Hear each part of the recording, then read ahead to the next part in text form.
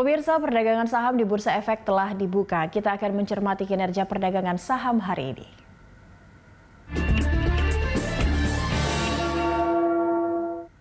Dan untuk mengetahui pergerakan saham hari ini, kita akan membahasnya bersama analis Panin Sekuritas, Johan Octavianus. Selamat pagi, Mas Johan. Selamat pagi. Ya, Mas Johan, kita kalau melihat IDX dari di minggu kemarin, Kamis, Jumat, ini indeks ditutup terkoreksi. Namun hari ini, membuka minggu ini, tadi dibuka menguat begitu ya, berhasil rebound di 0,45%, sempat naik 1%. Saat ini juga ternyata 0,83% sekarang kenaikannya. Ini meskipun rebound, tapi kondisinya cukup fluktuatif nih. Seperti apa dari analisis Anda untuk prediksi pergerakan indeks untuk hari ini?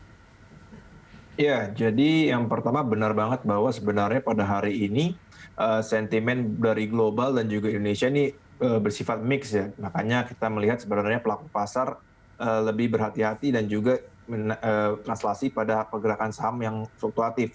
Jadi kalau kita lihat sebenarnya dari sentimen globalnya itu dari US ini kan udah stimulusnya sudah cair ya dari beberapa bulan lalu negosiasi akhirnya didapatkan 900 miliar ya terkait dengan stimulus.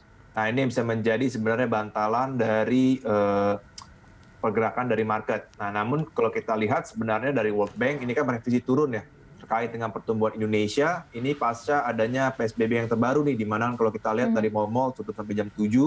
Nah, ini dari World Bank sendiri dia merevisi turun menjadi 2,2% penurunannya dari yang sebelum 1,6%. Makanya ini yang sebenarnya kita lihat COVID-19 yang di global juga terutama di Asia, kalau kita lihat dari Jepang dan juga Korea Selatan, ini kan meningkatnya cukup signifikan. Nah, ini kalau kita lihat pasar market di Asia, ini menyebabkan kekhawatiran investor, makanya dari market di Asia juga turun. Nah, kita rasa ini sentimen-sentimen yang sebenarnya menjadikan pelaku pasar lebih volatile ya buat hari ini, seperti itu. Oke, kalau kita lihat bursa BI ini sempat mencatat IHSG pada perdagangan pekan lalu ini juga sempat mengalami rebound 2-2,8%.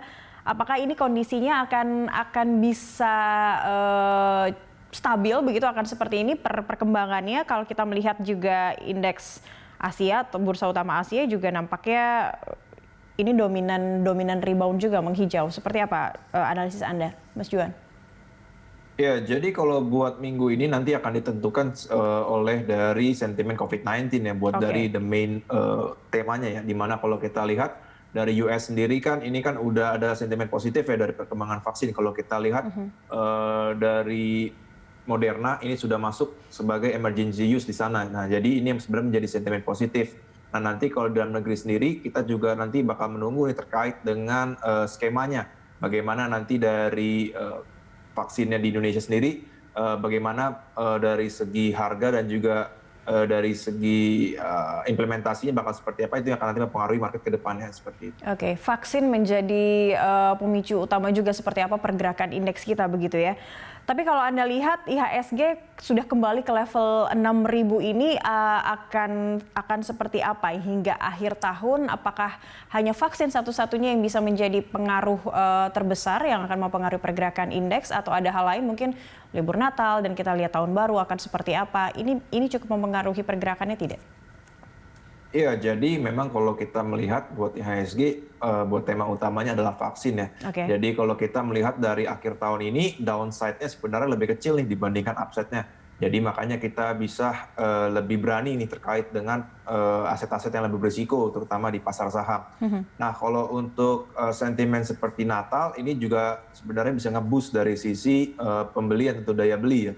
Dimana makanya kalau kita melihat sebenarnya setiap akhir tahun, sektor-sektor seperti retail dan juga consumer ini biasanya terdorong dari segi aksi daya beli masyarakat terkait buat festival yang seperti Natal seperti itu. Makanya sebenarnya kita melihatnya sebenarnya positif sampai akhir tahun buat IHSG seperti itu. Positif dan masih optimis begitu ya untuk level 6.000 hingga akhir tahun. Kalau untuk prediksi Anda hari ini IHSG akan bergerak di level support resisten di kisaran berapa, Mas Yuan?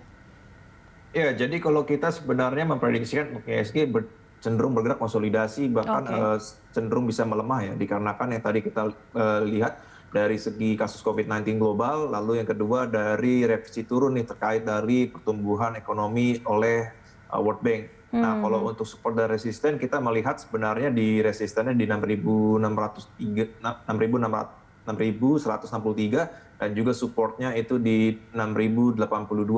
Nah ini kita lihat sebenarnya lebih cenderung menurun dikarenakan mungkin dari pelaku pasar lebih berhati-hati terkait dengan situasi sekarang seperti itu. Masih wait Oke. and see terkait dengan kasus COVID-19 yang masih melonjak tinggi. Oke, ada tidak pengaruhnya dari yang Amerika Serikat mengeluarkan sejumlah daftar blacklist begitu untuk sejumlah perusahaan Tiongkok mungkin mempengaruhi indeks IHSG juga begitu untuk hari ini? Ya, kalau untuk hari ini pengaruhnya ada, namun tidak sesignifikan Oke. terkait dari yang World Bank dan juga dari yang stimulus US ya.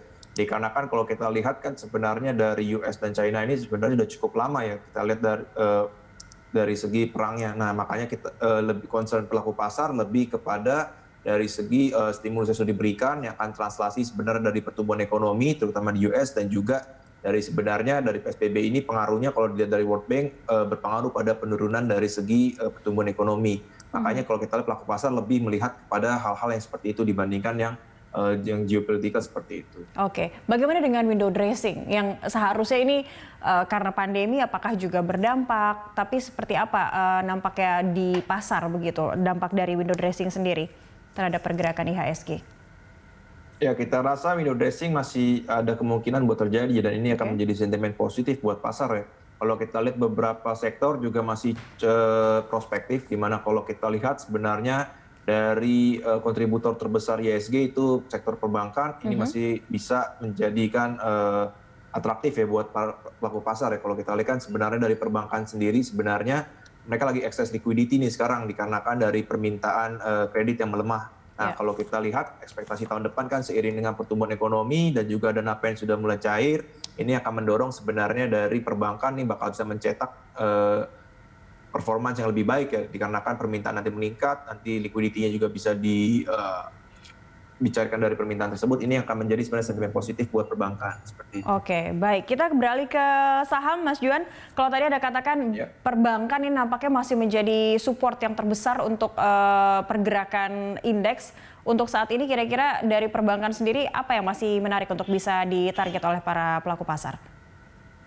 Ya, kalau untuk perbankan kita masih melihat cukup menarik. Yang pertama itu dari BBCA, BMRI dan juga BBRI ya. Dimana kalau kita melihat dari angka buat bulan pertumbuhannya ini sudah cukup rebound ya dari bulan sebelumnya. Ini yang menandakan sebenarnya bahwa sebelum pandemi terutama BBCA ini masih menunjukkan kinerja yang cukup baik. Nah, kita rasa di tahun depan untuk harga yang sekarang ini masih cukup menarik buat dari ketiga bank tersebut gitu. Lalu kalau kita lihat sebenarnya dari segi saham apalagi buat hari ini kita lihat beberapa saham contohnya seperti nikel itu ada Inco dan juga Antam ini masih cukup menarik ya di mana pembahasan mobil listrik terus berjalan nih.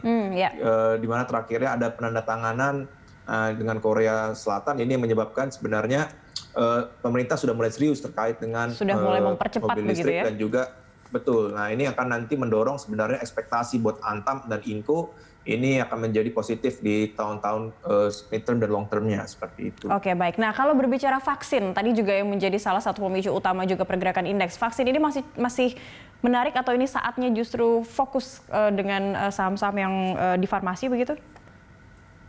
Ya, kita rasa kalau untuk farmasi lebih untuk wait and see ya, dikarenakan uncertainty-nya masih cukup tinggi ya. Kita kan masih belum tahu terkait dengan nanti skema yang diberikan kepada emiten ya, apakah nanti marginnya akan positif untuk kinerja ataukah malah nanti lebih kepada tidak menguntungkan seperti itu. Jadi kita harus masih wait and see terkait dengan skema.